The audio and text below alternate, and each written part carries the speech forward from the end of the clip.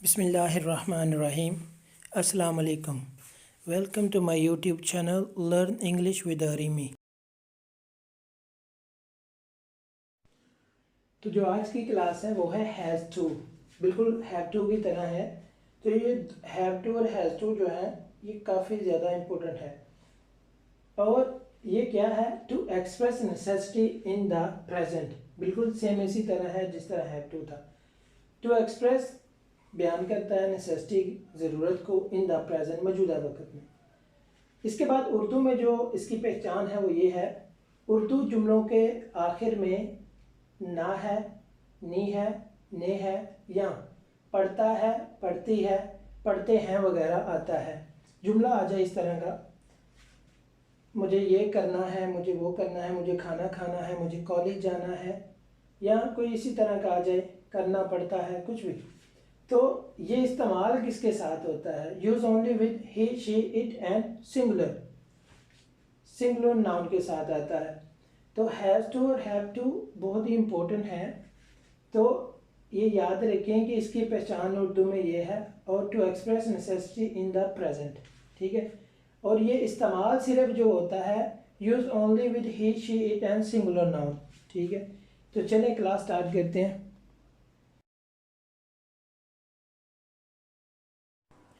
तो जो has to है उसका स्ट्रक्चर यूँ है, subject has to, first form, then object, बिल्कुल हैव टू की तरह। लेकिन हैव टू में क्या था कि हम आई, वी, यू, दे और प्लूरल नाउन के साथ इस्तेमाल करते थे, उन चारों के साथ हैव टू को। लेकिन हैज़ टू जो है ये इस्तेमाल होता है he, she, it and singular noun, इन चारों के साथ। तो अगर जुमला आ जाए, जुमला मैंने लिखा है इसने लाहौर जाना है या उसे लाहौर जाना पड़ता है, दो जुमले। लेकिन अगर हैज़ टू में है तो ये एक ही जुमले में ट्रांसलेट किए जाते हैं दोनों।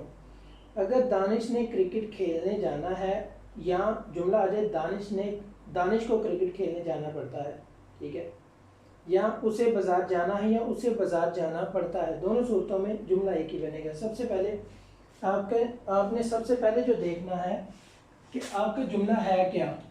तो सबसे पहले जो जुमला आपका है वो है इसने लाहौर जाना है, तो वो लड़का है, तो सबसे पहले ही, उसके बाद has to,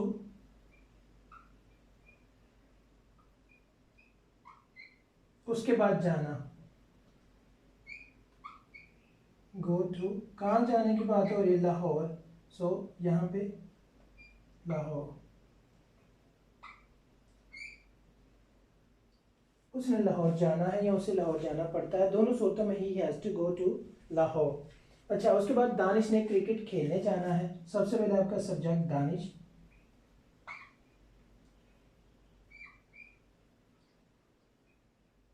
then has to,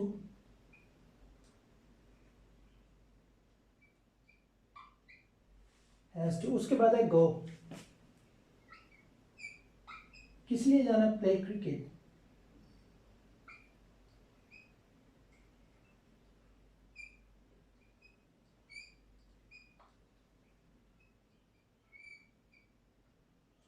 उसके बाद जो तीसरा जुमला है पॉजिटिव में वो है उसे बाजार जाना है या उसे बाजार जाना पड़ता है। लड़की है तो शी लिख दें, लड़का है तो ही लिख दें। फॉर एग्जांपल लड़की है तो शी हैज़ टू,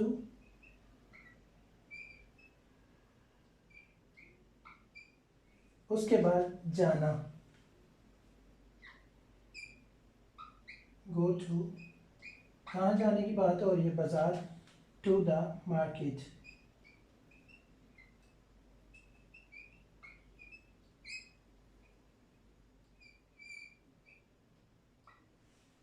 तो ये जो था ये पॉजिटिव सेंटेंसेस है, हैज़ टू के पॉजिटिव सेंटेंसेस है कि सिंपली ये आपका स्ट्रक्चर है। सब्जेक्ट देखें जुमले में, उसके बाद हैज़ टू, उसके बाद फर्स्ट फॉर्म कि काम कौन सा है, उसके बाद आपका ऑब्जेक्ट। तो सर ये जुमले आई होप सो कि आपको समझ आ गई होगी कि सिंपल जुमले पॉजिटिव से जो इसके जुमले हैं हैज़ टू के वो इस तरह लिख दिए जाते हैं। लेकिन अगर ये जुमले नेगेटिव में आ जाए तो नेगेटिव बड़ा इजी है, इसी तरह स्ट्रक्चर है, सिर्फ उसको किसी अल्फाज को आपको पता है नॉट को इंक्रीज करते चले, ये पॉजिटिव की समझ आ गई। तो अब बनाते हैं नेगेटिव। तो नेगेटिव जुमलों के लिए जो स्ट्रक्चर है वो ये है, subject does not, have to, then first form, then आपका ऑब्जेक्ट। यहाँ पे आपको थोड़ी कंफ्यूजन होगी कि ये डज नॉट क्यों आ गया, हैव टू कैसे आ गया। बात तो हम हैज टू भी कर रहे हैं।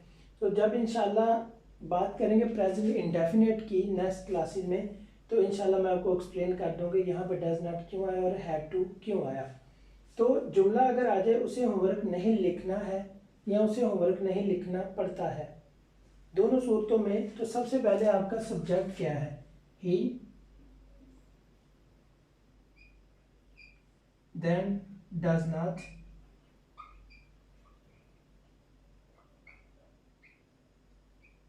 उसके बाद हैव टू,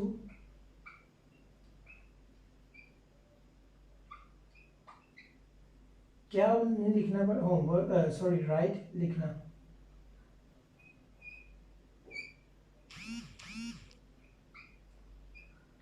क्या लिखने की, होमवर्क।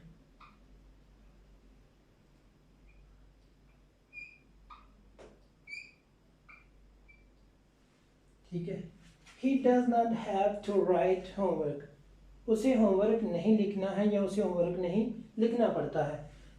उसके बाद है फैसल ने कॉलेज नहीं जाना है। तो सबसे पहले आपका जो सब्जेक्ट है वो है फैसल,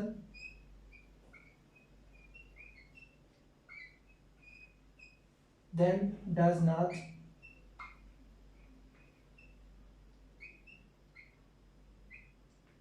हैव टू,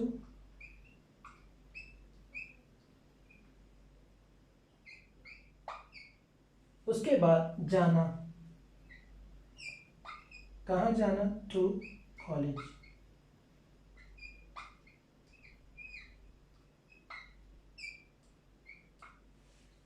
फैसल ने कॉलेज नहीं जाना है या फैसल को कॉलेज नहीं जाना पड़ता है, दोनों सूरतों में Faisal does not have to go to the college, sorry not the, to college. उसके बाद है उसे बाजार नहीं जाना है या उसे बाजार नहीं जाना पड़ता है। तो यहाँ पे फॉर एग्जाम्पल अगर लड़की है तो आपका सब्जेक्ट है शी, देन डज नॉट,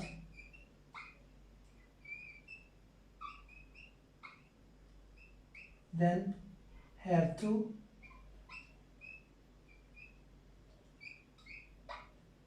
कहाँ क्या हो रहा है, बात क्या हो रही है, जाने की, गो, कहाँ जाने की, टू द मार्केट।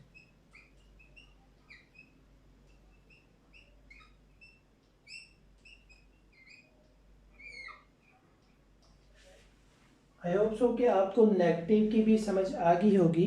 बड़ा इजी है, कोई मुश्किल नहीं है, सिर्फ आपने ये स्ट्रक्चर याद रखना है, subject does not have to first form, then आपका ऑब्जेक्ट। तो जुमला अगर है में है या पढ़ता है यहाँ पे आ जाए तो आपने वहाँ पे डज नॉट हैव टू को इंक्रीज करना। ठीक है जी। तो आपको डेली रूटीन की तरह पहले पॉजिटिव था फिर नेगेटिव, अब बात करते हैं इंट्रोगेटिव की। अगर आपको पॉजिटिव बनाना आ गया है, नेगेटिव बनाना आ गया है, तो आपके लिए इंट्रोगेटिव बनाना कोई मुश्किल बात नहीं है। तो यहाँ पे सब्जेक्ट से नेगेटिव में सब्जेक्ट के बाद डज नॉट था, तो नॉट से जो पहले मैंने बोला था, जो नॉट से पहले जो उसको स्टार्ट में लिख दें तो वो हमारा इंट्रोगेटिव बन जाता है। तो क्या इसने क्रिकेट खेलना है या क्या उसे क्रिकेट खेलना पड़ता है, कोई भी इस तरह का जुमला आ जाए तो सबसे पहले क्या, डज, उसके बाद सब्जेक्ट, लड़का है तो शी, लड़की लड़का, लड़की है तो, सॉरी लड़का है तो ही, लड़की है तो she. So he, does he have to,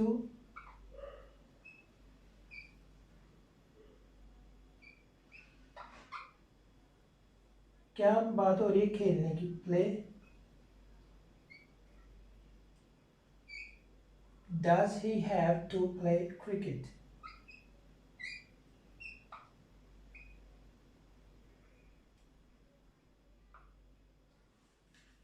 does he have to play cricket, क्या उसने क्रिकेट खेलनी है।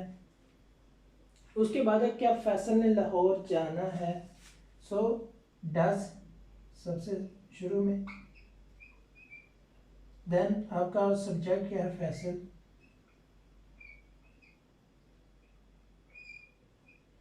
डज फैसल हैव टू,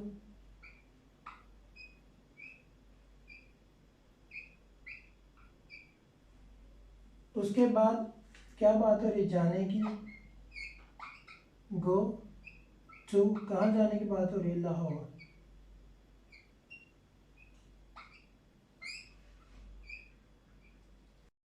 तो जो तीसरा जुमला है वो ये है कि क्या फैसल ने अपना बिजनेस शुरू करना है। सो सबसे पहले डज आ जाएगा आपका, सब्जेक्ट क्या है फैसल,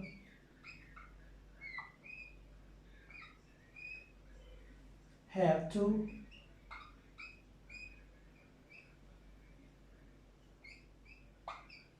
शुरू आपका verb,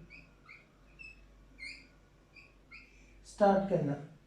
does Faisal have to start क्या हिज बिजनेस, हिज अपना बिजनेस, हिज ऑन बिजनेस।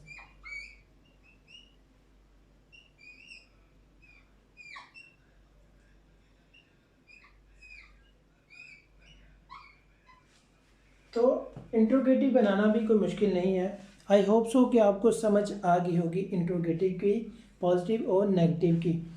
तो अगर आप मेरे चैनल से कुछ सीख रहे हैं तो अपने दोस्तों के साथ शेयर करें और मेरे चैनल को सब्सक्राइब करें। अपना ख्याल रखें। अल्लाह हाफिज़।